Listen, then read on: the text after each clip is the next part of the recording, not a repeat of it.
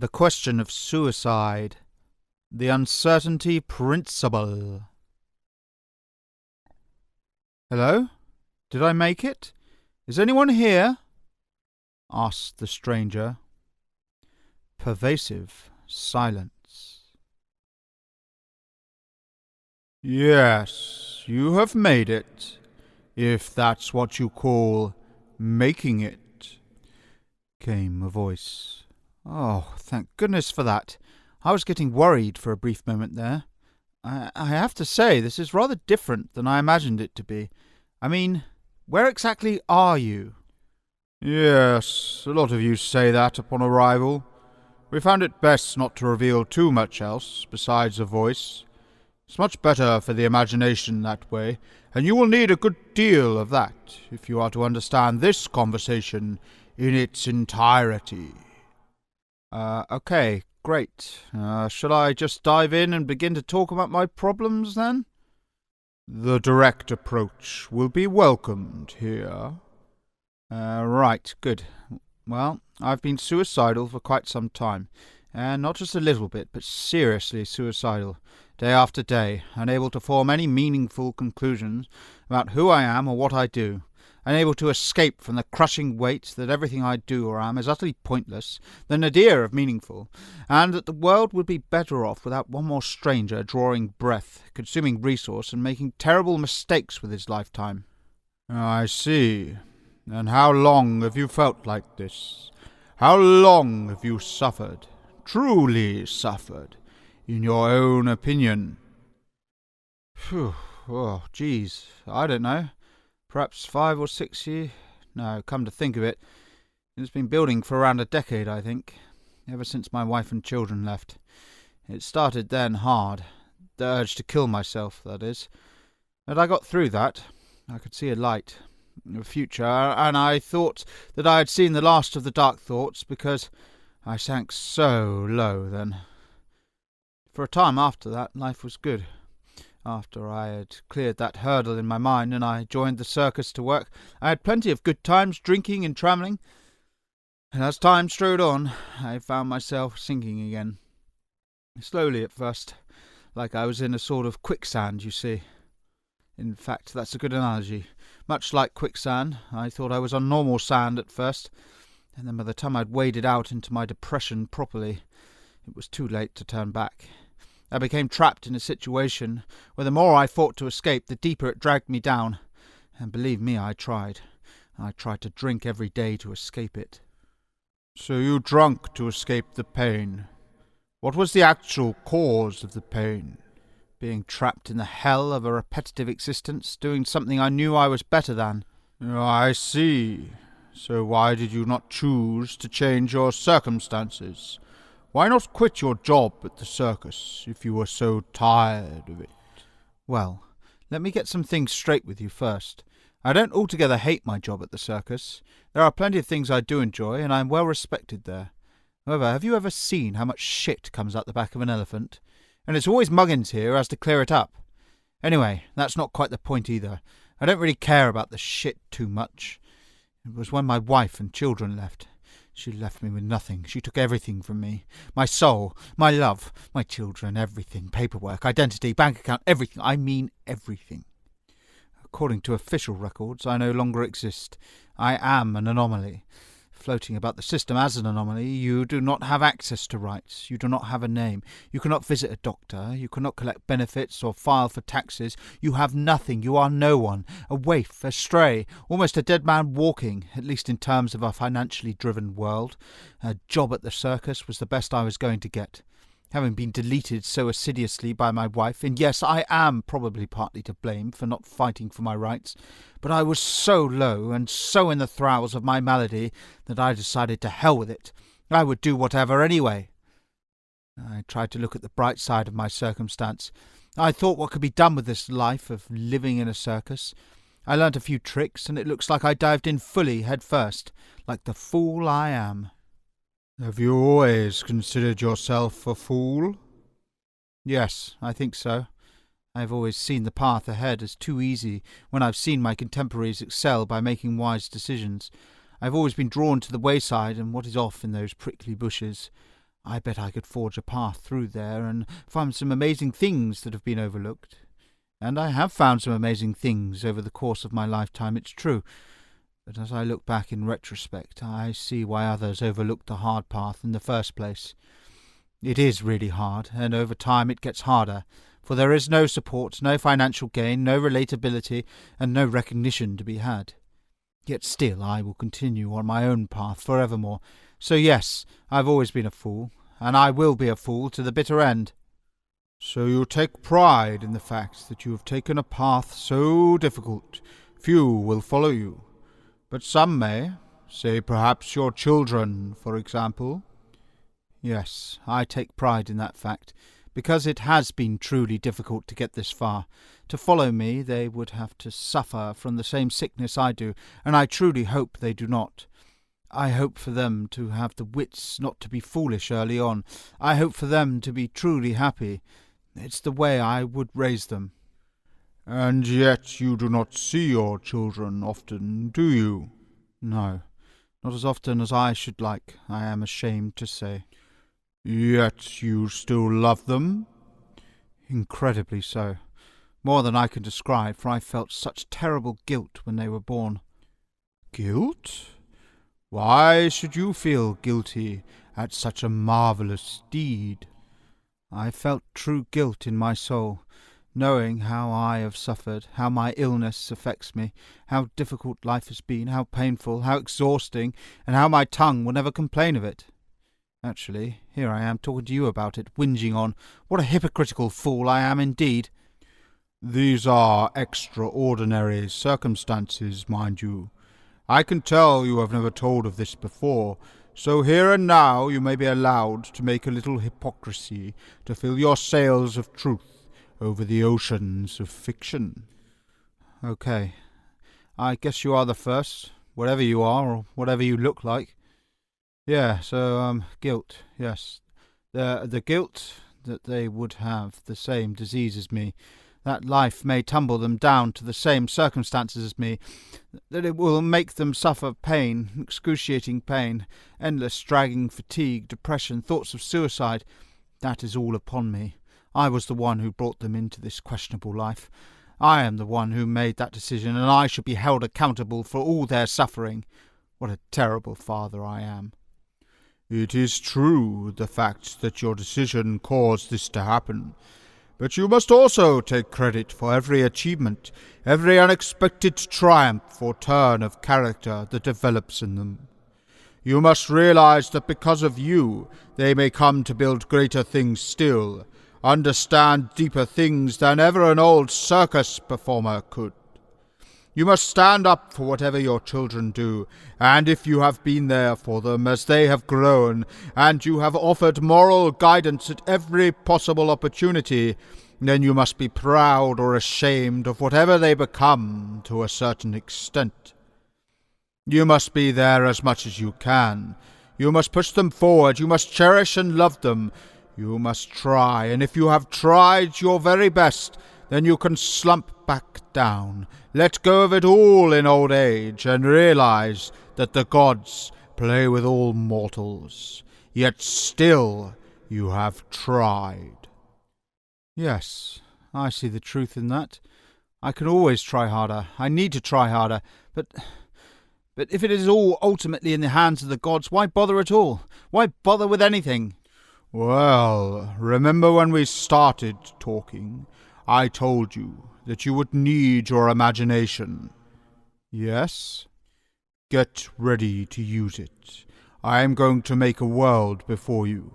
This is not too much of a stretch of your imagination, with all the computers and computer games that you have now. You can imagine this. Although you might ask, why build the world in the first place? The answer is, for entertainment. We are observing it. I fill my world with events and players. Once you understand how time works, you will understand how the contract of these players works. It is essentially an illusion, but also essential for it to be a game worth playing. You'll come to realize that too soon enough. Now, to overlap imagination and the reality you suffer in, I am going to call the world and its players life or existence, i.e., what they experience. As outside observers of life, things become incredibly dull and tedious to watch rather quickly when the players in the world know what happens when they die. You see, we have all these temples and religious nonsense springing up all over the place, with all the players sitting out their time, praying, meditating, and generally living in peace, waiting for death to come, just passing the illusion of time rather nonchalantly. My goodness me, what a yawn fest this is!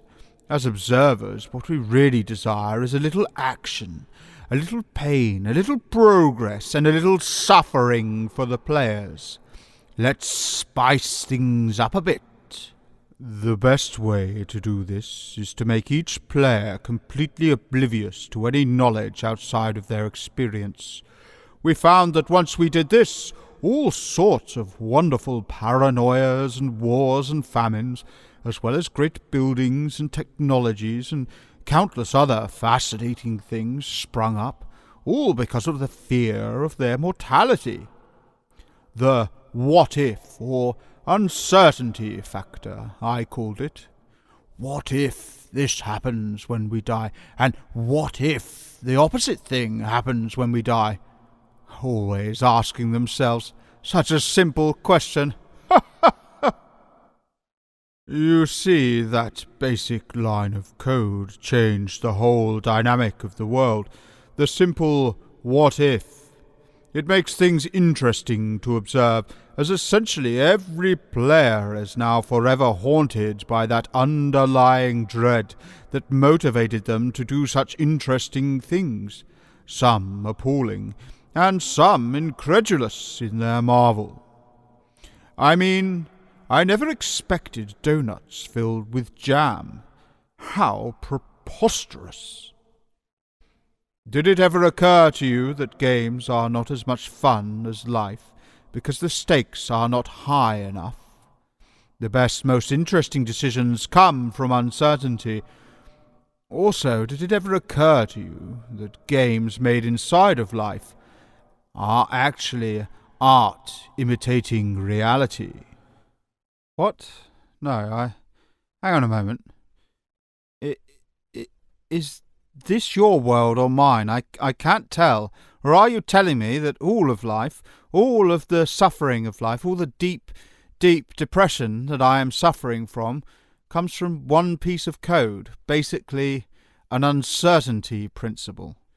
Yes, uncertainty breeds the most unimaginable series of decisions, which in turn leads to the greatest spectacle for the observers. Well, I don't know about that. Exactly my point.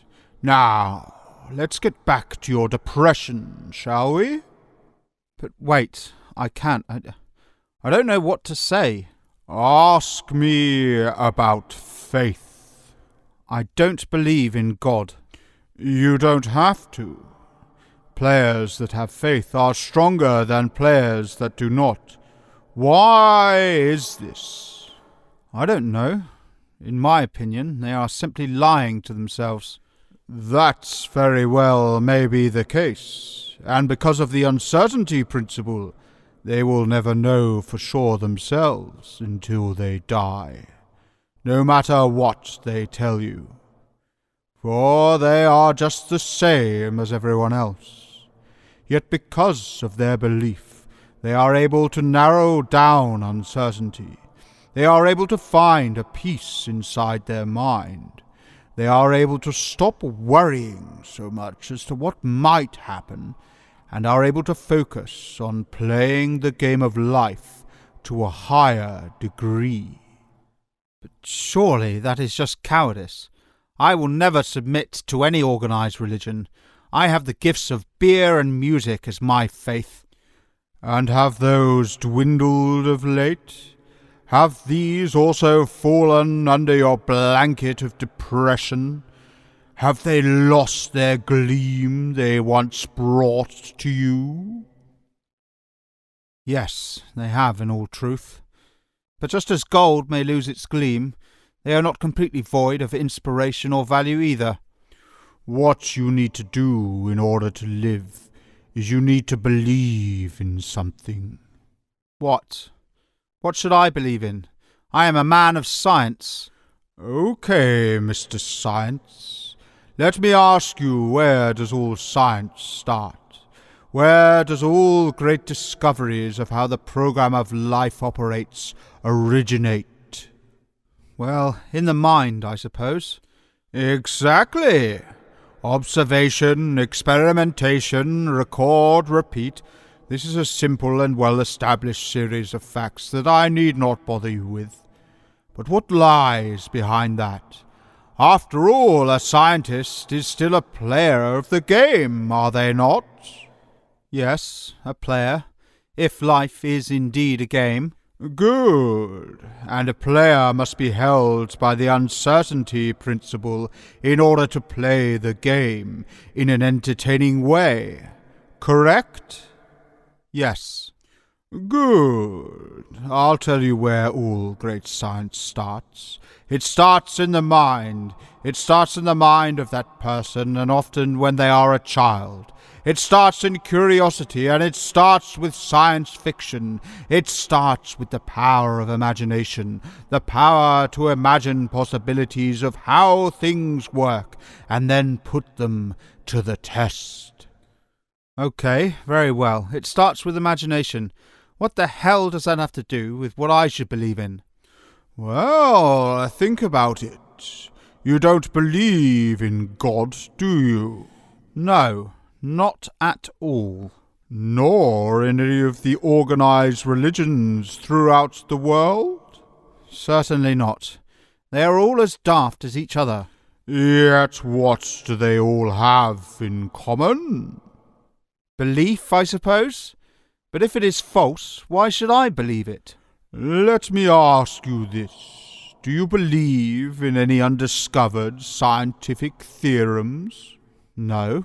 Why would I?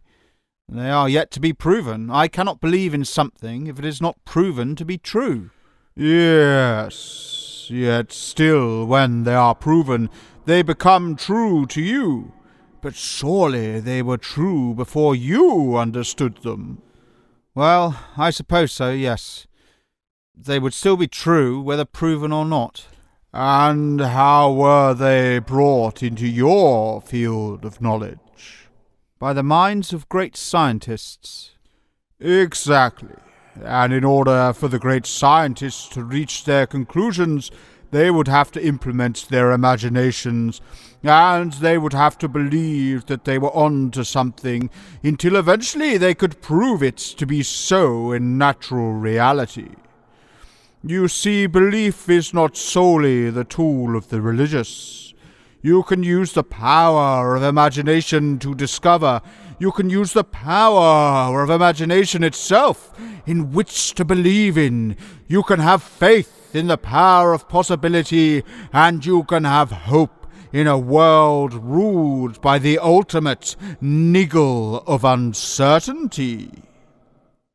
Pervasive silence. Dear God, I think you might be right, sir. That's more like it. So, all my deep suicidal thoughts throughout my day-to-day tragic existence have been caused by a lack of imagination? To be more precise, a lack in the belief of your own imagination, yes. And even though life is, or perhaps rather death is, uncertain, I have the power to imagine whatever I want happens to me after death. Yes, quite clearly. After all, that is what all the other religions around the world do. Yet I don't have to buy into anyone else's ideas. I just have to believe in the boundless infinite joy of imagination itself, and the undefinable possibilities it can produce. Yes, sir. Well then, I thank you. With that revelation under my belt, I don't quite feel like killing myself so much anymore. I feel like playing the game. It's a bit late for that, I'm afraid. What do you mean? I mean, your depression was pretty severe. The suffering you implemented upon yourself, building up over all those years, something had to give at some point. What? No, wait. You're serious? I can't be dead. I mean, I've just started to get the hang of it. Pervasive silence. Ha! Only joking. I told you it was all for entertainment. The look on your face. Now, back you go. The stranger began to open his eyes, and pain returned to his body. He could see the circus top high above. There hadn't been a safety net, and his mind had been so preoccupied with his depression. Happy faces looked down at him as he slowly continued to open his eyes. At least they looked happy, with their smiles painted on. I mean, he was back with the clowns again. Am I alive? He asked. Before anyone could reply, there was a great bellowing from a grey mass nearby, and an acrid smell reached his nostrils. Yes, I am alive, truly alive. I made it back to life, he shouted in joy. For it is the sweet smell of shit, and now I believe I can do anything with it. The end.